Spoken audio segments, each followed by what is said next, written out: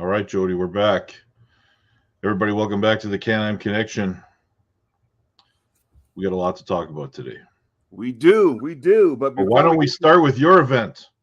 Well, we can start with my event, but the first thing I want to do is make sure everybody do not forget to like and subscribe. That always helps.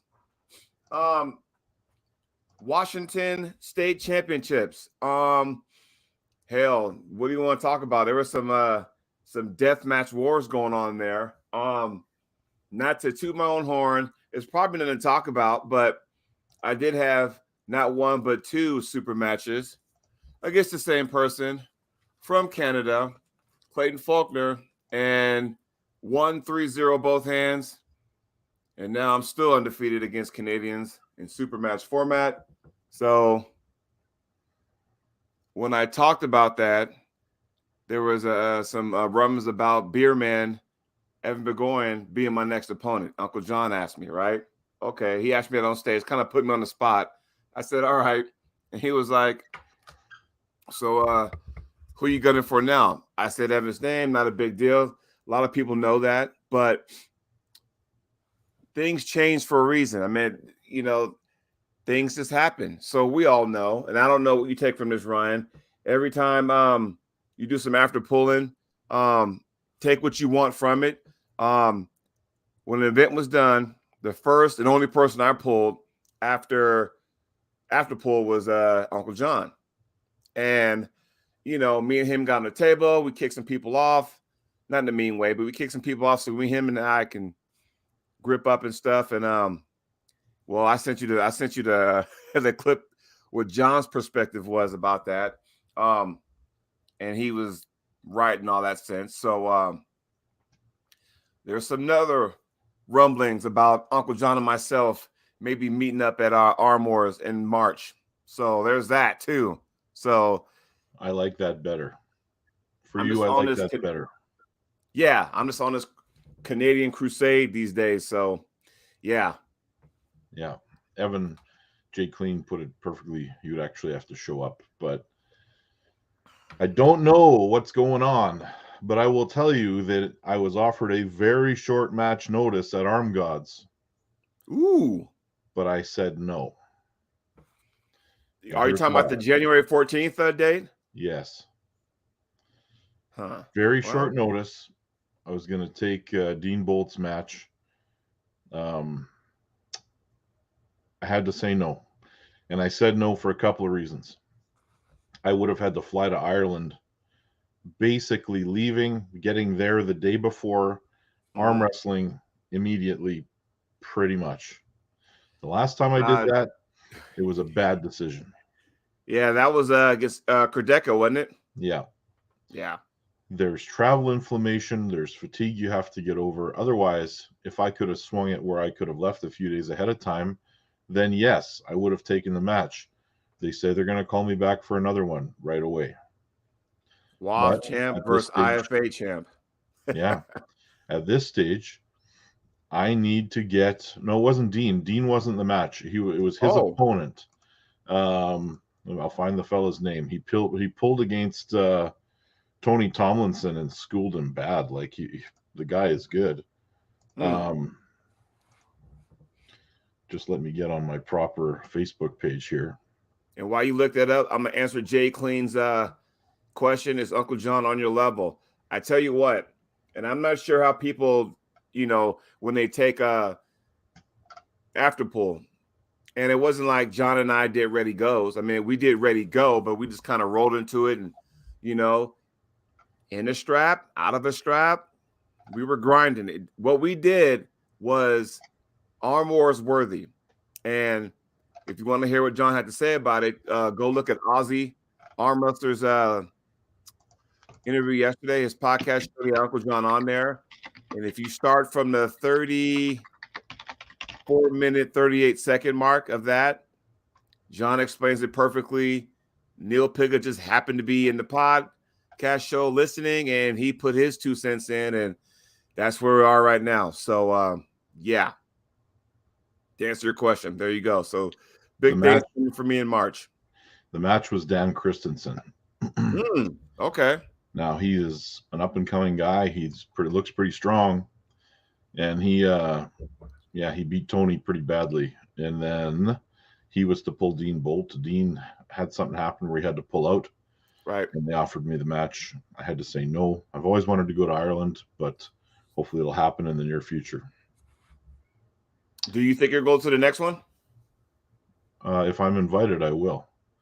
But I need more than a couple of weeks' notice to put it all together. I guess it would be a month.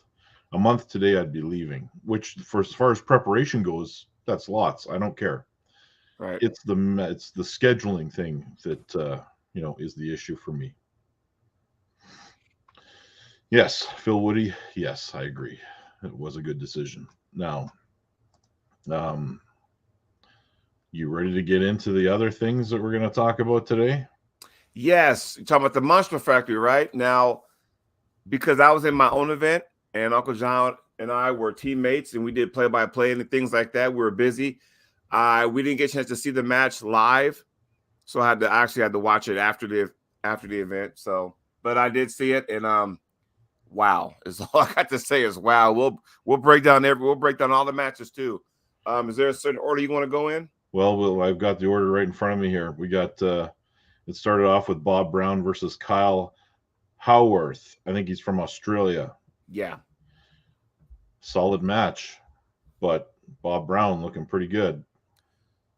Bob Brown is becoming being a fixture over there in at the factory events now. Well, he seems to. Well, he's coaching a lot of guys, so he always shows up. And right. Yeah. And you know what? When you go to those events, the one thing I do realize, well, a lot of things I realize, but one thing that really sticks out is the fact that when you go there and you have a match, in between matches, everybody has their corner person, right? There is not one person who's not a bad corner person. I mean, I don't care if it's Paul Lynn, Bob Brown, Craig Tullier. I'm telling you, any corner man you get, you're in good hands. I will say that. Yeah. Now, did we pick for this match? I don't think we did. No, there was a few matches we missed on the lead up. Because I think that was an undercard match. Right. Because they didn't publicize that like the other ones did. They didn't. Yeah. I guess what I'm trying to say is that they didn't make the poster, but by no means it meant like it was a throwaway match. So I want to get that out there. Yeah. Yeah. And then, of course, there's no way we could have picked Dustin Hyatt and Corey Johnston because that match was thrown together with like a day's notice. Right. And yeah. Are we ever going to see you there? All Michael's got to do is say the word, and I'll be there. And we actually chatted on the phone yesterday, so we'll see. We will see. Things are looking up. 2023 already looking good for us, Ryan. Looking good. On a side note, did you hear what Michael said that his goal was for 2023? Yeah. 100 first place awards. I knew about that back in the summer, actually. Just the math on that is going to be like, he's going to have to go to matches or tournaments where there's masters and grandmasters, pull both arms just for it to be possible. He and I talked about that back in the summer, and I never said anything, of course. I just kind of kept between us because I know what he was going to do before he actually announced it. And that's another reason why he cut down to 242, because that way he can pull the 242 left and right, and then he can pull the 243 and over left and right. So there's 4 classes, there's 4 opportunities, and then pull the masters left and right. So he can go to one tournament and go take 6th place finishes in one event. And so he's trying to get to 100. However, there's one problem with that. What's that? Pavlo is going to be at all those events. Yeah, and we'll get to that in a second. Yeah, maybe I jumped the gun on the comments, but we'll talk more about that when we get to his match, because that guy, man, if he's the one they're going to be running into each other a lot, that's going to be a tough go right and left. I would have liked to see what happened right arm, but anyway, Dustin Hyatt, Corey Johnson, solid match. We get into Leroy versus Makaya. Unfortunately, there was an injury. Yeah. So Leroy, it looked like he popped his bicep in match number 2. So wishing him a speedy recovery, but obviously the match went to the other guy. Can I interrupt you for a second? Yes, Speaking of injuries, shout out to my boy Jordan Seal. I think he had a torn bicep this past weekend. Oh. In his match. So and I was left-handed. Wrapped it up, came back, pulled the tournament right-handed. Okay. Stud, but and that sucks because September 9th, I believe, right? So September 9th next year, I got 2 super matches against 2 guys who are on the shelf as we speak. You see the comment here, Jody? Shame you can't make it, Ryan. It would have been an honor to pull you. Ah. The man is in the chat. So Daniel, keep me in mind for the next one, and I will make the trip. But take this as a show of respect for you that I will not show up if I think there's too many things against me before we actually put our arms on the table. Meaning what? Just the travel and stuff, and all the short notice and all that kind of stuff. You know, it's the travel that's going to kill me. So I said if I ever went back over there, and it was a promise I made to myself, it would be a few days in advance so I could acclimate. Because the Kurdecha match was eye-opening in the fact that even during my warm-up with Uncle John, barely any pressure, my arm blew up like a balloon, and I knew something was very, very wrong. Oh, wow. Wow. Yeah. Yes, Phil Wildy, hit the like button, everyone. Hit it. And Justin, I agree with you. It has the potential to generate a ton of hype as long as it remains attainable throughout the year. So in the first 6 months, you will know whether or not that will remain a reasonable goal. They do have a website on. So armgods.com, check them out. Just you never know. So I went ahead and created a profile for myself on there. So it's going to be interesting. I think they're going to do some things a little bit differently. And like I said, I guess the good thing I don't know how you guys feel in the chat, and Ryan, how you feel. The good thing I like about this is the fact that it offers something for everyone, right? So Arm Wars has their guys and stuff. Arm God's going to have their guys. East vs. West have their guys. Core Sports with King of the Table have their guys. It offers a little bit of something for everyone, you know? Yeah, no, I like it. I do like that. So, but like you said, 6 months, we'll see. Man, I really like the Arm Gods promotion. So I'm hoping, Paul has said that he'll bring me back over there. So that's what I'll come and do. And Daniel, that's the match I'll be preparing for. You do know who's going on January 14th, right? I do. Yeah. Yeah, I would have been hanging around with Beerman and Alan Ford. Beerman, Larrett, Uncle John, Cobra Rhodes. I mean, yeah. And I'm more interested in the Evan Burgoyne versus Paul match. I did not know that Larrett was going, to be honest. Yeah. He mentioned it, so. Yeah. So on to the next match. Yeah. And this is the main card starting here. Okay. Joe Fox versus Brent Rakers. And here's the thing. I thought because Brent Rockers and Pablo kind of pretty much owned the Midwest here in the States. And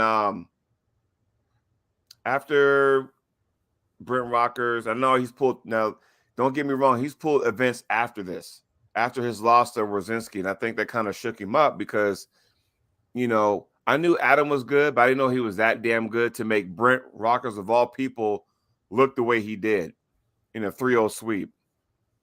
Not that there's anything wrong with Brent, but it was like, okay, sometimes when you take a loss, you need to bounce back. So I was glad he was able to bounce back. I think he was just a little bit too much for Joe.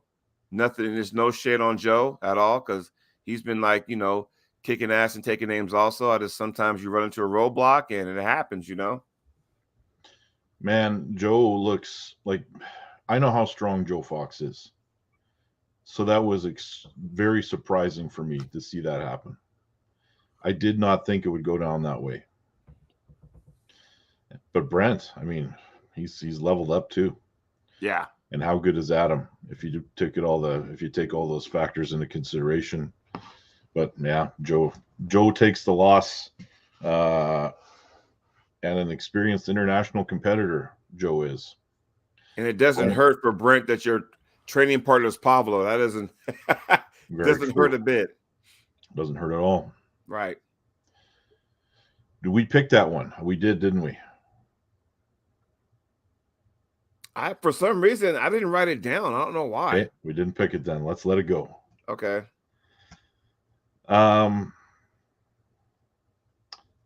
Rebecca Todd versus Sarah Latona. I think you picked one. I think I picked Sarah. You picked Rebecca. Did you not? Yeah, okay. I did. Yeah, it did not go down that way. It's kind of one-sided, but I mean, Rebecca kind of dipping her toe back in the water here. Right. And Sarah, who never really left. No, and like ever since they were supposed to meet up at Monster Factory 2, but some things happened that didn't work out for them. But ever since that point, I follow, both on Instagram, and Sarah's been putting out video after video, workout after workout, putting in the work. I'm like, uh-oh, here we go. I mean, she's coming, and I'm glad she's there now, because you can tell just by her body language, her attention to detail in the gym, that she's on the mission, Yeah.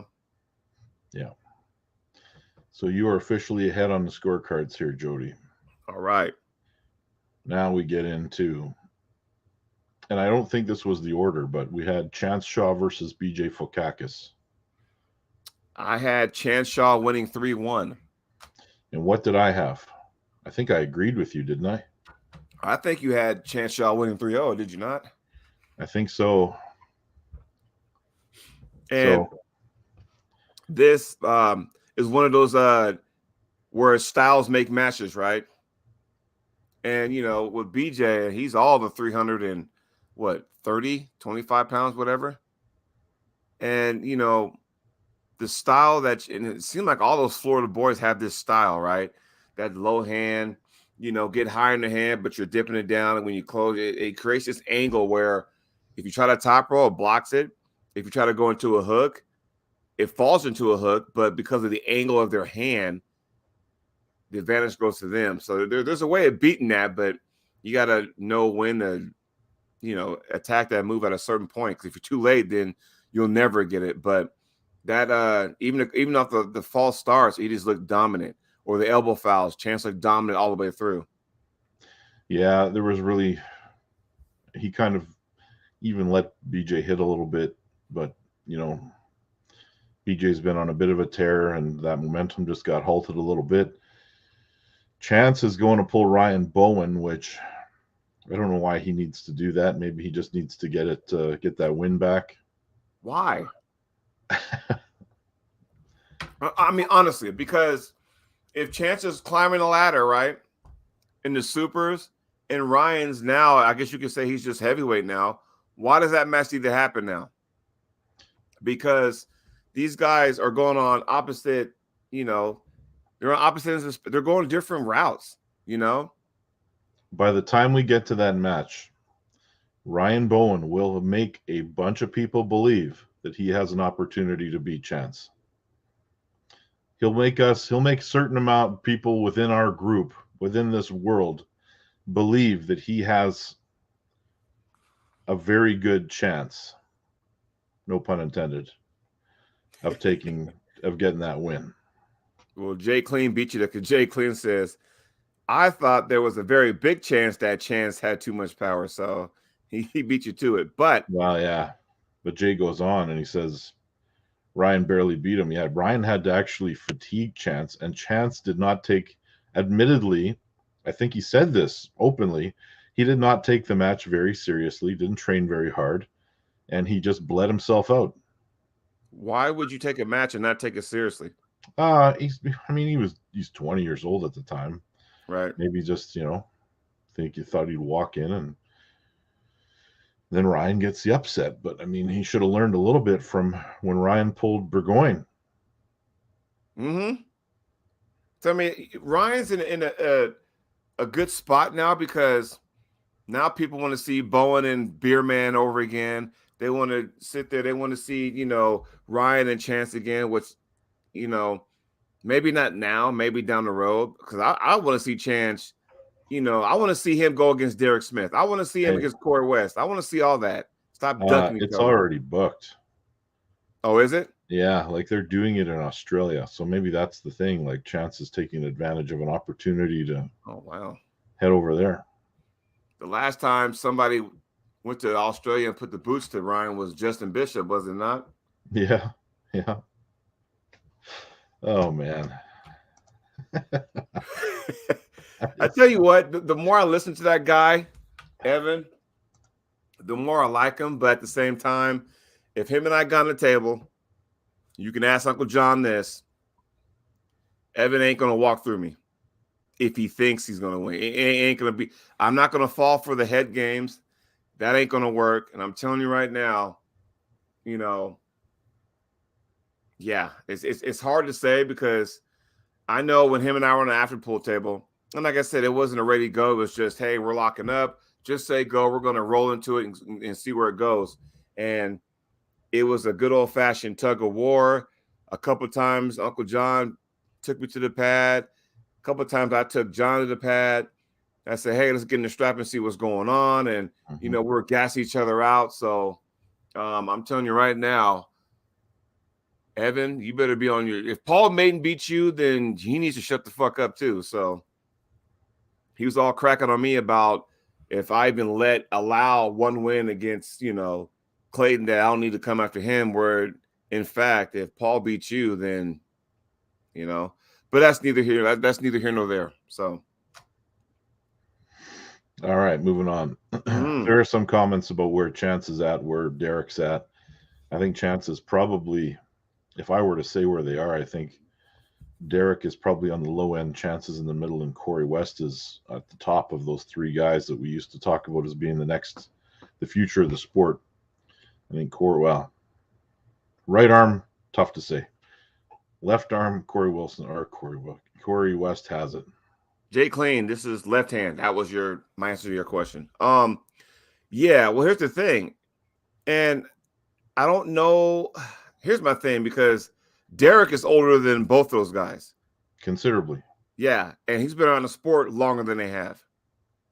And at the rate he's going, I'm not saying he's near retirement, but I'm not going, how much time do you need to take off? Because, you got some mileage on there, Well, Derek he's either pulling somebody that he should beat and beats them, or somebody that's like right at the elite level and Derek takes the loss. So he's going over to East versus West, biting off a huge chunk. But there's lots of matches for him that he should be taking. Some of the guys in the middle. Here's the thing, and yes, good question, Justin. Because I see where he was going. You got to start somewhere. Fine, make a key in California. You win that. It's been acknowledged, okay? And then people are kind of like, not really sure. Okay, then it's Derek versus Tim Bresnan. Cool, he wins that one. Now all of a sudden it's like, okay, now, we could put some respect on his name. Well, that got England's attention. Next thing you know, he's going to East versus West twice. Came up short in all of them. And I don't mean like 3-2 losses. I mean, he got swept 3-0 on both matches, I believe. But normally when someone loses matches, you come back and you have to reevaluate yourself, right? And then you got to go, okay, I lost 3-0 here, 3-0 there. What do I need to do? Who do I need to pull next? Does it mean I got to focus on tournaments? Does it mean I got to focus on pulling people? Because there are enough people in North America where you don't have to worry about the guys overseas quite yet. There's some unanswered questions. Hell, there's unanswered questions in the States, let alone North America, that need to be answered as far as Derek goes before he goes to venture over across the pond again. Just my opinion. Yeah, there's lots of guys for him to pull. Yeah, a lot. Yeah. I mean, they gave Derek some tough, like Jay just said it. Morozov and Rivas. I mean, holy God. So do you think that there's something to be said about what Travis Bajan says about that when he's like, I think England defeats guys from the states, the Wolves, they give us some dogs, man. Like, what the hell, you know? I don't know if the intent to do that is there. I think that he's trying to genuinely make good matches, Mm-hmm. but he's like the rest of us. We don't really know where Derek actually fits in the big mix. We don't know because he's not as active, and it's like going, how are you supposed to know? Yeah. And Justin mentioned like Fokakis versus Derek. I think that's an awesome match and it should happen. Yeah, why And not? then we'll know. We'll have a little bit of a gauge on where he's at based on, past opponents. Hell, you could throw Derek and Austin Jackers if you wanted to.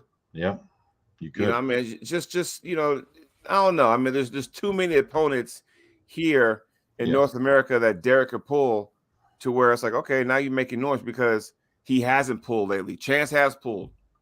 Corey's pulled even more. So I get why those guys are over there because right now, as far as you know, North Americans go in the supers, it's only Jerry Cataract and Dave Chafee, holding the flag, you know. When it comes to like East versus West and things like that, I mean. Yeah. Yeah. All right, let's move on because we got probably the match of the day. Yeah. Craig Tullier versus Brandon Alcessor. Well, I know I lost that one because I had Craig winning 3-1. What did I put? I think you went the other way. I think you put Brandon 3-1. Yeah. I'll tell you, the fact that Brandon cut all that weight, rehydrated, and did not seem to get tired was pretty impressive. I was impressed with the amount of stamina he had in that lock. And Craig is just surging, and he and Brandon would hold it out here, and it wasn't like he was tight. He was kind of out here, and the fact that he was able to maintain that position for a decent amount of time, for me, is impressive. That's just my opinion. But And the here's fact the that, other. what's that? It's impressive, but I think when Craig watches that match back, he's going to kick himself. Yeah. Because there was an open lane. When he pulled Brandon open, he could have, in my opinion, relatively easily transitioned to a press of some kind and finish that match. But he didn't. He maintained position and eventually got pressed himself. How often does Craig press? I don't see him press a lot. Not often, but it was a wide open door that he did not walk through. Right. Based on how stretched out Brandon was and where Craig was on that table. And he only needed that one more win to win that super match. Right. And it was most obvious in the fifth match when he pulled him wide open and Brandon stopped him and Craig just sat there without moving. If he transitioned, he would have won that match. Yeah, but to get to that press, though, I mean, there's a couple of things you got to look at. You got to be in the right spot. It was right there for him. Right. Watch it again. Watch it again. However, he didn't. Mm-hmm. Maybe he's just not comfortable at all. Maybe you're correct, and that's not something he does. But rarely is anyone successful who hits in a top roll and then sits there in a top roll once they're stopped without doing anything else. Do you think he was trying to bleed Brandon out? Possibly. Because Craig can sit there for a second and he's either doing one or two things. Either he's thinking about his next move or he's waiting to bleed you out. And then as soon as you exhale, boom, he's going for another side hit. Yeah. Yeah. Now, he might have been thinking about his next move, but the next move never came because the guy that started trying other things in almost a losing position was Brandon. Right. He successfully got a press from a position that was not easy to transition from. Yep. Anyway, it was impressive. Brandon gets the win, and he moves on. Mm-hmm. Did you see those awards, by the way? They were fantastic, man. When I saw the picture that Michael Todd posted of the axe, you didn't get any context on how big they were. Like they could have been like this big, right? Right. And then you see them in person sitting there, and they're huge. Yes. I mean, So how do you get on the airplane with that bad boy? Walking yeah. through security. Can you imagine that? And then my favorite thing was when Michael cleared it up. He said, those axes are yours to keep. You are not defending that. It is not a legacy hammer. That stays with you forever. And the next match, there'll be something else. I don't know what to think about that, because if you're going to have Monster Michael Todd title matches, then why would you not bring it back and defend it? Well, it's just like the UFC. Did you know that in the UFC, every time you defend your title, you get a new belt? I did not know that. So if you were to take somebody like George St. Pierre, Mm-hmm. say he's defended his belt 8 times, well, he's got 8 belts sitting at home. See, I thought like WWE, they pass it around. Like, okay, now you're the champ, and okay. Nope. You don't even bring that belt back. It's a new belt. Because I know, like, for example, you see all the trophy stuff behind me. I know you see all the retired wrestlers. You see The Rock and all his belts he won in the Federation. They're there. I thought once you retire, you just get a replica to put on your mantle or whatnot. Those would be replicas, not the real one that traveled around. Okay. But yeah, it's interesting because those belts in the UFC they all get a new belt every time. Like there's new ones made, and then they change the styles, and yeah, it's interesting. Wow. It doesn't just go away. No, I didn't know that. Yeah, I would think that, like the federation you're in, you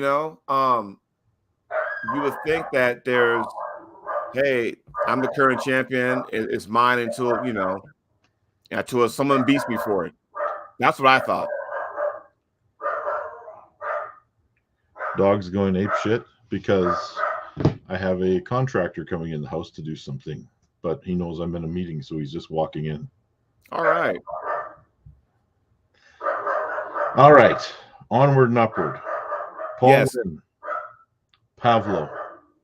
I lost that one.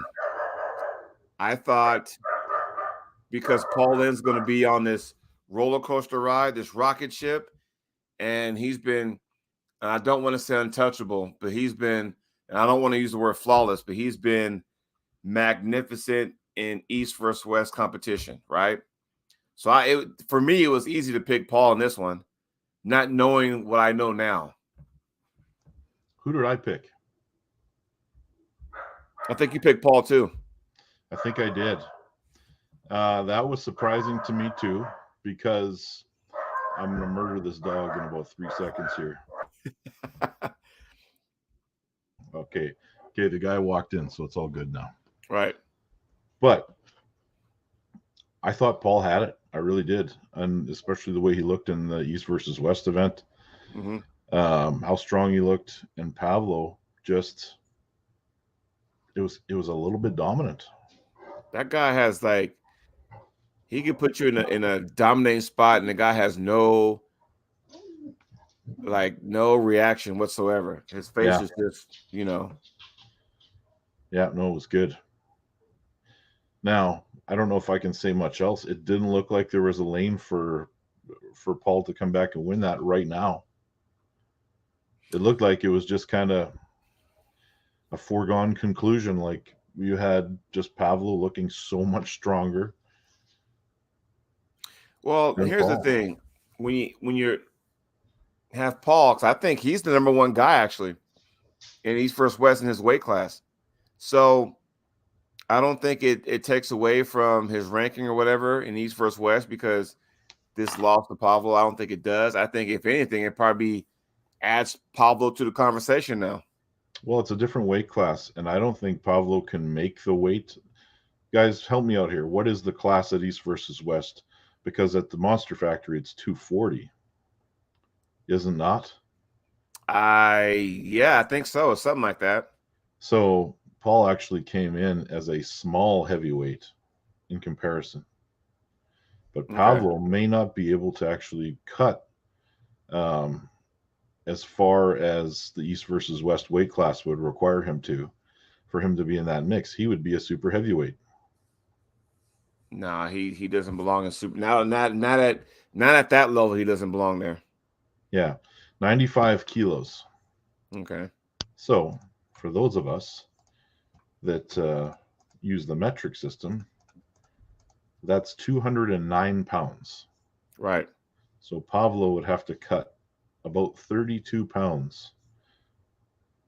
No, that's not happening. But if Pablo pulls somebody like Marcio, that'll be interesting. Yeah, I think so. Yeah, it would.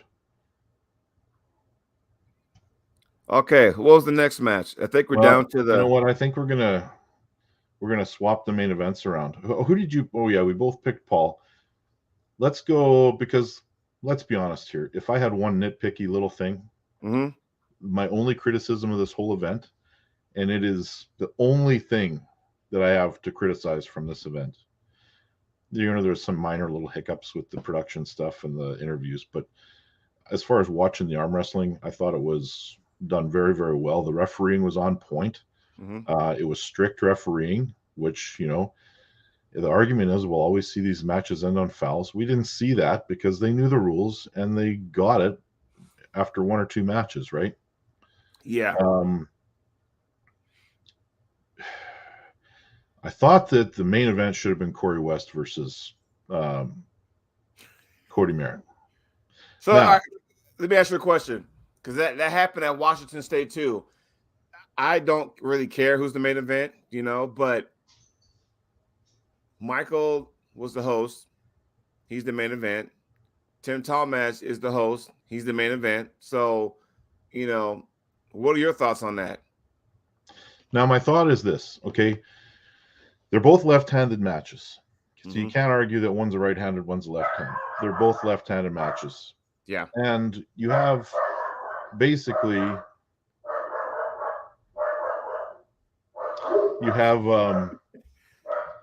they're losing their minds, man.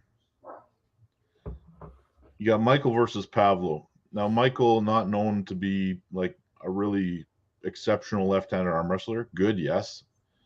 Pablo, yes. But the implication of the Corey versus Cody match, we're talking about the match between the number 1 and the number 2 super heavyweight North American left-handed arm wrestlers.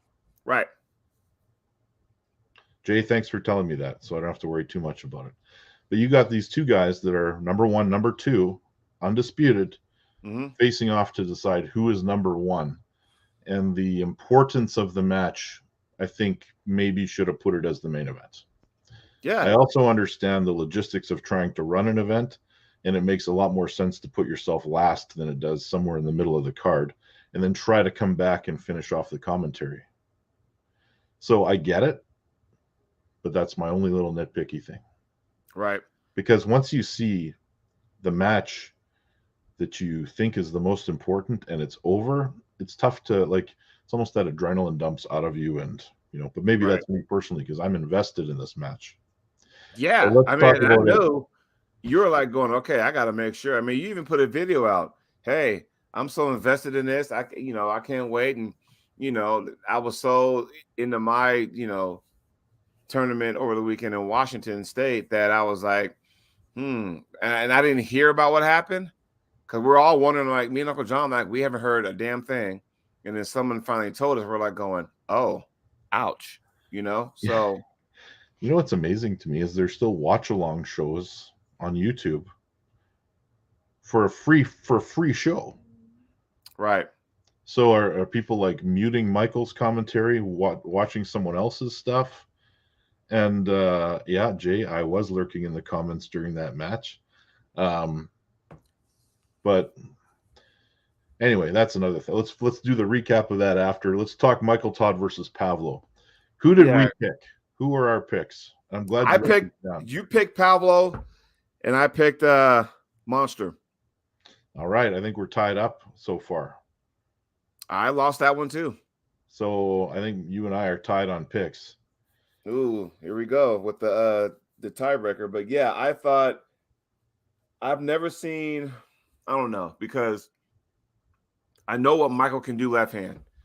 We all know it's not his right.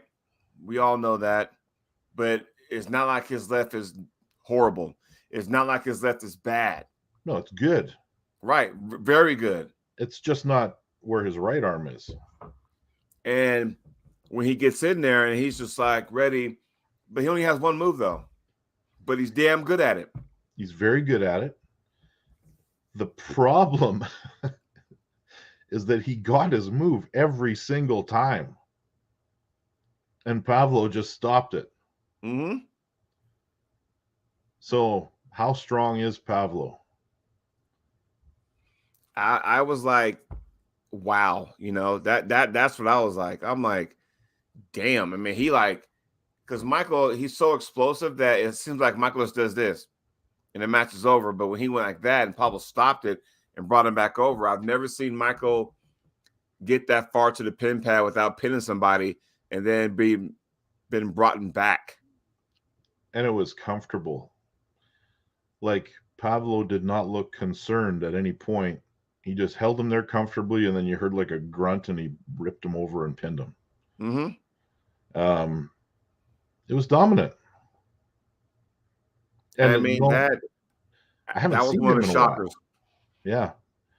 And he says, I've been in the gym, a few days a week, doing my thing. Like, he's very honest about what he's doing. And you can see it. Like, he's definitely been training.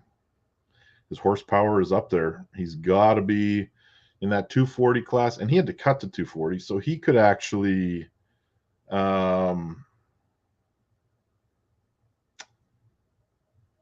here's another argument.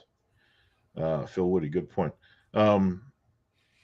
He could actually pull super heavyweight, Pavlo. If he had to cut weight to get to 240, he could. Yeah, but the super heavyweights in North America, as opposed to the super heavyweights across the pond, is a little bit different. So now this is an argument that I also will get. The point with the match selections that Pavlo deserves the highest time gap as possible between the main card rounds. So yes, Phil, that I can get behind, because he had two super matches, right arm and a left arm. And maximizing the time between those is a good argument for him going last. Yes. I had two super matches also this past weekend, but I was match 1 and match 4. I had those two super matches with Curtis Cameron and with Austin, and they were matches 6 and 7. Why? Well, Jeff Frank actually asked me, are you okay if I do that? Because this was the main event and the co-main event before I replaced Zurab. Right. So, ouch. They just kept it that way. So I pulled Austin. It wasn't easy. And then I pulled Curtis right after. Is it an excuse? I don't think so. I think it actually probably showcased the endurance that I've been able to add to my repertoire. Mm-hmm. So there you go. No, I mean, I understand that. I just know when, look at Morozov. Every time that guy competes at East vs. West, he's pulling two matches, but they're nowhere close to one another. You know what I mean? Well, I mean, when you got 16 super matches, it's pretty easy to spread out. Yeah, that's true. That's true. You'll go on. Your matches are at 1 o'clock and 5 o'clock. That's true. That's true. Yeah, no, you're absolutely right. You're absolutely right. Yeah, I just thought Pavlo was so dominant. I didn't expect that kind of dominance over Michael. And what does Michael do now? I don't think he cares, man. Like, he's off to East versus West to pull that right-handed match against Angrabayev. As long as he keeps healthy. I mean, Yeah. because I don't know when Jerry's coming back. I haven't heard a goddamn thing from Jerry. I saw that he was finishing up a vacation. Right. Haven't heard anything from Paul Italia, his, right-hand man in all this, Well, I don't know about Paul, what he's doing these days, but Michael's got a match. He's already got a match at the next one. I talked to him yesterday. It sounded like he had the flu or something. Right. But I mean, Michael's going to do East versus West, and then he's going to go on his reign of terror all over North America, trying to win matches, 100 first place finishes in a year. Has anybody been done that? I don't know that anyone's been able to keep that schedule. Like him and Devin might be the only two arm wrestlers in North America that have the ability, well, other than Chance now, that have the ability to keep up that rigorous of a travel schedule for arm wrestling. That in itself will be a challenge. Yeah, because I'm like going, holy crap! I mean, that's a lot. Is there 100 events that are on different weekends? I know he's coming to Idaho in August. Yeah. So that would be a good one. So what do you think? We should go to the main event? Let's go to the main event. This is where I had to pick up my jaw off the ground when I heard the result. Well,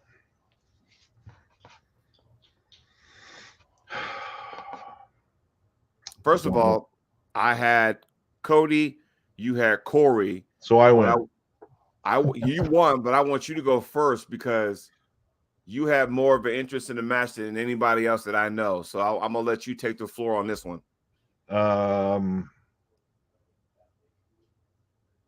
I was a little bit nervous watching the setup, and yet Phil, you took the words right out of my mouth. Cody looked good in the first setup until the go happened with the strap. So Cody looked like he got hand position, but in the strap, Corey is a different animal altogether. It becomes way harder to take anything out of his hand and wrist, and he just squished him. Like there's not like you can break this down like it was the most technical match in the world. You just had one guy that was dominant in power and stopped Cody's A move every single time. Yeah. Yeah. Jay says Corey handled Cody in the first easier than Morozov. That is true. And that is why we are talking about Corey versus Morozov. Tentatively, Corey and I both agreed that if I beat Austin and he beat Cody, we would have a rematch at some point. Obviously, that's not happening right away because Corey has a lot going on in the next couple months. Mm-hmm. There's some rumblings that it might happen a little closer to summer. If it does, I have to keep winning too. And I have a feeling that I might be pulling Cody at some point before that would happen. Right. And maybe there's all kinds of other stuff to go on, but there is that big Canada versus USA event that Sean Hancock is putting on again in Vegas. Oh, yeah. Yeah. What month is that? June. Okay. So Jay says Corey versus Morozov and Corey versus Kurdecha on the left are my two favorite matches right now. I would actually like to see Kurdecha versus Morozov first. Yeah, we already seen the winner. Alex beat Corey 6-0 at King of the Table. Yeah, and then we have I want to see that eliminator. And then we'll see. I don't know. Yeah, because if you know what you could do to eliminate all the super matches, all the 15 match cards, just throw in some fatal four ways. Yep. Because you get the same amount of matches. What's that? The one thing that I noticed that Kurdecha is not getting as many matches as I thought he would. I thought there would be, he gets a few here and there, but I thought there'd be more opportunity for him to go against North American guys. Yeah. I'm a little surprised that they didn't put like Derek Smith against Kurdecha instead of Revez. Yeah. Right-handed. Then you got Vitali in the mix too. Yeah, that's going to be. I mean, all of these things are very, very interesting. But you also have the fact that Corey has a match coming up with Farid. That's not an easy. That's not an easy match for Corey. Here's the thing, because Corey looks so dominant against Cody, and right now when I'm talking about, I don't mean it doesn't matter what hand we're talking about. Just follow me here. So to beat Cody Merritt the way he did in the straps is mind-boggling. So all of us in the chat, Ryan and myself, all agreed that he looked dominant in the straps. But some way, somehow, here's Toddzilla. Hold my beer. I'm going to show you how to beat Corey in the straps. Yeah, I mean, this is true. Stylistically, things are different. Yeah. Stylistically, things are different. And it's also, we're talking about the left arm here. Yeah. I think Farid is going to come in, though. And that's Jay, again, taking the words out of my mouth. If the strength gap is close, Farid could win because he will go into a deep hook with Corey West. He will. Right. And that's where it gets interesting. I think if they both top roll, Corey wins that all day long. Well, I mean, then you got to go, because the one thing I'm really interested in, the stamina. There was no stamina issues with that match, so you really don't know where his stamina is. You know what I mean? I don't think Corey has any issue with stamina, even at 420 pounds. Like, he is young, he is active, and the fact that he is an immense human being doesn't make sense that he wouldn't have stamina issues, but he doesn't. And I just don't think that's a thing for him. Right. So Corey can be sweating buckets. I don't think he's tired. He's just a huge guy. Right. Well, yeah. I mean, it's just it's interesting to see, because I like to know when these events come and go. I would love to be a fly on the wall at Engen's house just to see what goes through his mind, what he's thinking now, because he's getting matchups ready. I don't know when the next East vs. West is. Is it February? The schedule is out there, and Engen has been posting. And Engen has actually stepped up his game a little bit, promoting Corey versus Farid after that match. Well, I mean, okay, so I'll say this. That's the one thing I will give Engen. Well, I'll give him a bunch of things, but he has been promoting his butt off, because it's like, hey, I want everybody to see the matches, right? I don't know what the hell Core Sports is doing, because have they even set a date for the next one? The last thing I heard is East a possible West is January 21st. What about freaking King of the Table? What are they doing? Don't think they got a date, but I think that Dennis Saplenkov is probably going to be on that card. Are we still talking Dennis and John? I believe so. Oh, hold on, Ryan. My battery's running low. Bear with me. Bear with me. And I don't know why. Corey West told me once that at one point in his life, I think he was almost 600 pounds. Like, really? Yeah, if you're going to consider, Corey probably feels amazing at 400 pounds, which doesn't make any sense. But I mean, all I know is that guys like Ryan Bowen, Corey West have, and the word I'm going to use is position. They have positioned themselves to have a kick-ass 2023, and we haven't finished 2022 yet. Right. You know what? That's all I'm saying. It's all interesting, man. Like, you got these guys. I mean, somebody mentioned that Cody is taking this badly. Cody just needs to regroup. He's taken a couple losses. Everyone's been there. Yeah. Just take a couple of matches, get back on the horse, man, because Cody Merritt's still, I mean, 6 months ago, we were talking about him like he was the guy. Mm-hmm. And, who knows? Corey might go over there to East versus West and find out he's not the guy either. Or maybe he is. Or maybe he's the kryptonite to Morozov. I don't know. Maybe. Maybe. Morozov's never pulled anyone quite like him. Not left-handed. Yeah. That's a man-sized match right there, But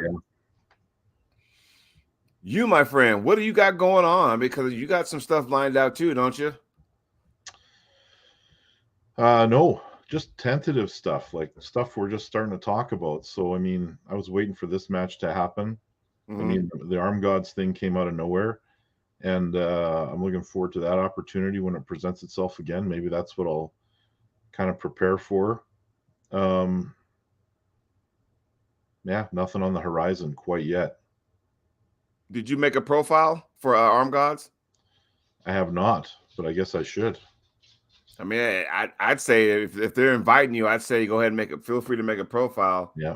Because it's going to be interesting once January 14th, the first Arm Gods event, once that comes and goes, and I want to see that so badly. Because I do want to see Evan and Paul Maiden.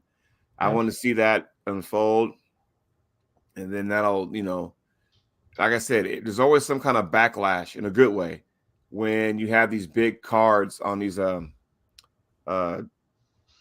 There's always some kind of backlash, So yeah, 100%. Anyway, buddy, construction is ramping up, so maybe we should put a bow on this one. Hey, we've been on here for almost an hour. Let's do this, huh? Let's go ahead and put a bow tie on this bad boy. What do you think? Sounds good to me. And we will see you in a week, as per usual. Yes, sir. Everybody, happy Monday. Thanks for joining us on the show. Make sure you tell all your friends to like and subscribe, and we will see you guys next Monday. Don't forget to hit like on Jody's channel, hit subscribe. It's in the description. Yeah, I just posted my matches versus Clayton this morning, so yeah. I'm going to head over and take a look at the beating you gave Clayton. Feel free. Next week, you guys. See y'all later. See you later.